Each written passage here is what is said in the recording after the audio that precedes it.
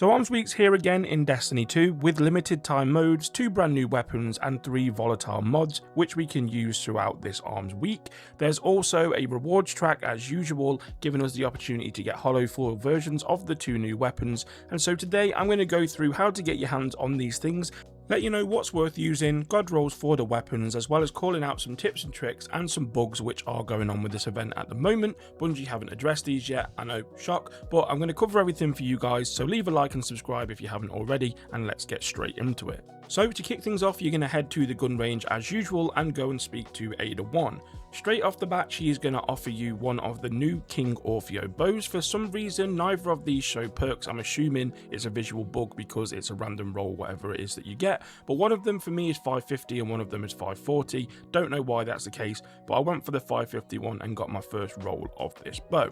As part of this, it's also going to give you access to the quest line, which has 7 steps, and then you'll be able to pick up these 2 sort of mini quests or bounties underneath. So what you're going to need to do for these is to complete 2 games of the limited time medieval hardware game mode. Bear in mind you can also do the Arms Week Rumble as well, but you can use all weapons in there, whereas the Arms Week medieval hardware is only bows, glaives and swords. So I personally think if you're not a PvP player, this is the best option to use. It's a little bit more silly fun and it's less serious sweats trying to blow your head off, but that choice is up to you. You can do either, and you're going to need to complete 2 games and this will complete the bounty for that. The other one just requires you to get kills in portal activities. So for me, the easiest way I found to do that was to launch up the creation in the solo ops, and there's quite a decent amount of enemies that spawn in this very first area where you have to capture the plate. So this is where I got that done. There's no need to finish out the activity or anything like that. Once you get the pop to say that it is done, that is it done. From here, you can then go back and speak to Ada 1. Okay, so once you get back to Ada 1 and you hand in the 2 bounties that you've completed, she's going to hand you the Shattershafts first volatile mod. This basically turns your arrows into sort of like a shotgun. So when you fire the arrow, it will then split into sharded arrows as well. So there's like 6 or 7, I think, that it splits into. Kind of makes it like a shotgun. Honestly, it makes it a little bit more difficult for like ranged play. But if you've got jolting feedback on the King Orfeo bow, it's pretty good at spreading that jolting feedback around to various different enemies. So once you've picked this up, you can start using that and she'll hand you 2 more bounties to pick up. These 2 bounties are what are going to give you access to the other 2 volatile mods. These are Tungsten bowstring and jump shot. So to be able to get these, you're going to have to get rapidly defeated enemies with a bow and also precision hits as well. By having volatile mods equipped, this increases your progress. However, this is a little bit of a problem because, as I've said, the only mod that we currently have is the Shattershafts one, and getting precision shots with this is actually quite difficult due to the fact of what I've just explained, the fact that the arrow splits into many little ones. It's quite difficult to get that precision shot. So what I suggest that you do is again go back into creation or another solo op if you're a solo player, and then go and start getting kills with the Shattershafts mods equipped. Try and just get the rapid defeats one done, and once this is completed, you can come back, turn that in with Ada 1, and she will give you the jump shot volatile mod. So you don't have to be jumping in the air or using the requirement of this. The fact that it is on just means that you can use it and get that bonus progress for the precision shots one. So you can stay on the ground and get precision shots by going back into another solo op and just focus on getting those precision kills, and then that will unlock the Tungsten bowstring once you complete the precision bounty. And once you've got all those unlocked, that is the questline part of things done with Ada 1. So jump shot says drawing this weapon while in midair triggers increased damage, faster draw time, improved target acquisition, and dramatically faster movement speed for a short time or until you touch the ground. This effect is activated once per jump and becomes available again after a moment on the ground. So upon testing this mod, guys, I was using a very basic arsenic bite. I wanted to use something which didn't have a damage increase in perk on it, so for transparency this one has quick draw and sneak bow on it, so we don't have anything that's increasing our damage. So when you just stood on the ground with jump shot active on the bow, you are hitting 89 for a crit.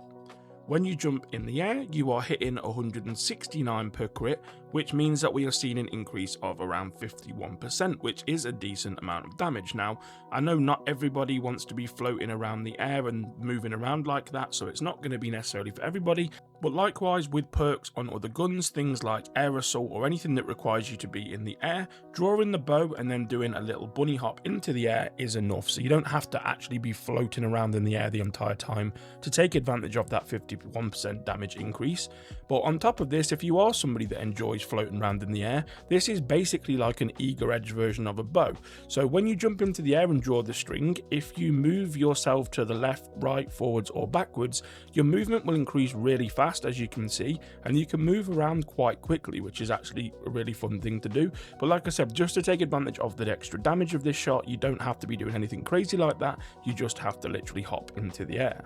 So Tungsten Bowstring says deals increased damage at the cost of draw time and handling, releases an elemental explosion matching this weapon when fully drawn, kinetic weapons release a burst matching your equipped soup.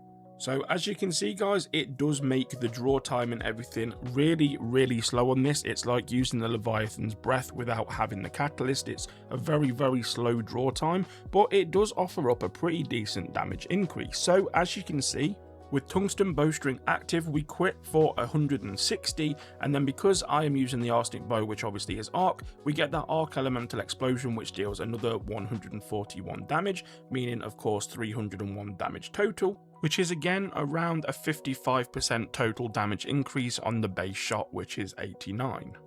Now, unlike Shattershafts and Jump Shot, which don't work with anything other than actual bow weapons themselves guys, Tungsten Bowstring actually does work with crossbows. So with the Good Shout crossbow, the base damage of that without any damage dealing perks is 707. Yet when we add Tungsten Bowstring, that increases the damage up to 919. So the damage increase is slightly less than with the bows, it's just around 42%, and the elemental explosion that we get is different as well, so that only clocks out at 13 extra damage. So total damage increase on top of a normal shot without Tungsten Bow is around that 42% mark. As a little add-on to that as well though guys, I did also, after recording this part of the video, test the submersion, which is obviously the stasis crossbow. I was using auto-loading holster and high ground, so from that there should be no damage increase from the weapon itself. But a base shot without the Tungsten Bowstring was 319 base damage with 389 elemental explosion damage from the stasis, which gave us a base shot of 708. With Tungsten Bowstring active, the base shot was 414 with 700 elemental explosion, taking us up to 1114 total damage, which is a 43.33% increase of damage, so slightly more so on that, but it's around the same kind of area, so we're not getting up over that 50% damage increase up again with bows, but it is going to be something nice to add on to weapons this week if you do want to use them.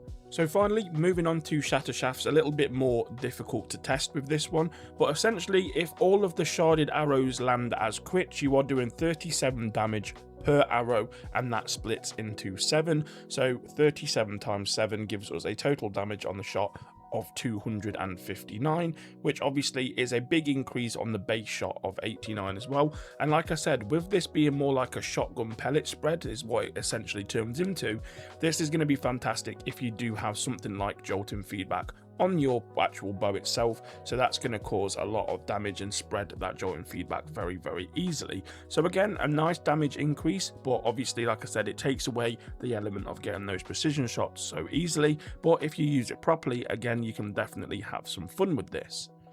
So moving on to the two weapons themselves, we have the King Orfeo and the Heron Glaive as well. Honestly, my recommendations haven't changed if you saw the short that I put out once we had access to the database and the roles that these have. My opinion hasn't really changed on that all that much.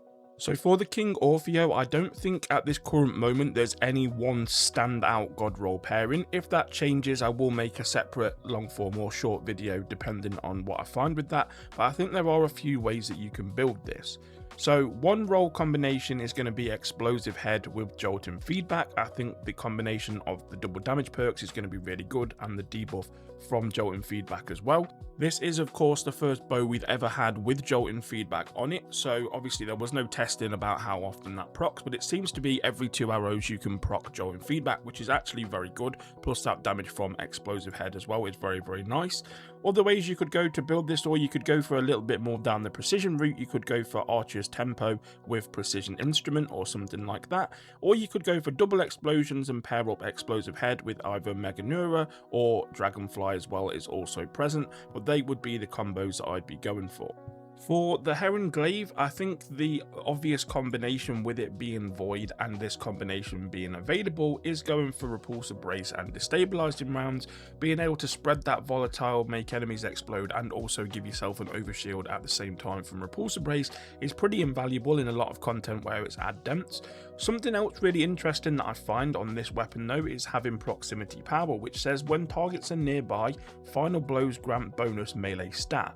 So weapon kills within 15 meters of an enemy grant a stack of proximity power for 10 seconds, and you can max that up to 3 stacks, which gives you 15 melee stat per stack that you get. So you can actually get a total of 45 melee stat from this, which is obviously going to be really good, and you get that for 10 seconds as well. So if you've already got a high melee stat, because of the glaive rework and the way that the stats have been reworked now, you're going to be taking advantage of more damage via the melee stat, but also more damage via this as well, because it's going to improve that melee stat. So you can have that, and then you can pair that with any other sort of damage increasing perk. You could even go with the stabilizing rounds if you wanted to, but you've also got something like close to melee. So glaive projectile final blows improve glaive melee damage. So this is probably going to stack together. Glaive projectile kills grant 60% increased glaive melee damage for 10 seconds. Dealing projectile or melee damage extends the buff duration by 5 seconds up to 10 seconds. So by improving your actual melee damage with proximity power by increasing your melee stat, and then pair that with a projectile kill from the glaive to proc this as well, that's looking for some tasty melee damage. So that is another combination that I would look into getting.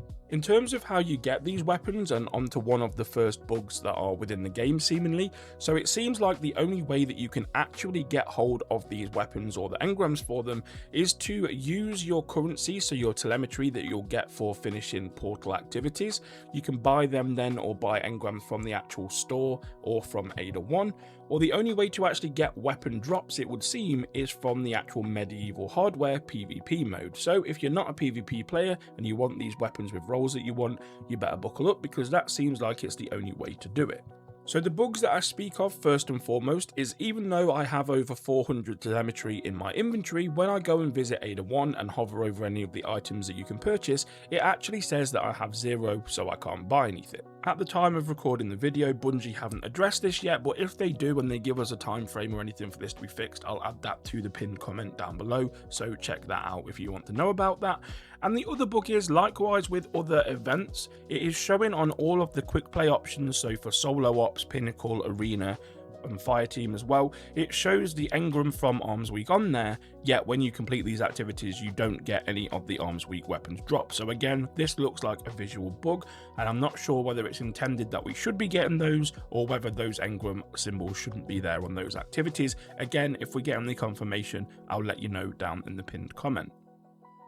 Anyway guys, with all that said, you know how to complete the questline to get the Volatile mods. I've given you the damage numbers and what the Volatile mods can do, god rolls for the weapons, and information regarding the event and current bugs. So if you do have any other questions, let me know down in the comments below. Don't forget about joining the brand new Discord, but otherwise that's it for me for this video, and I'll see you in the next one. Bye bye.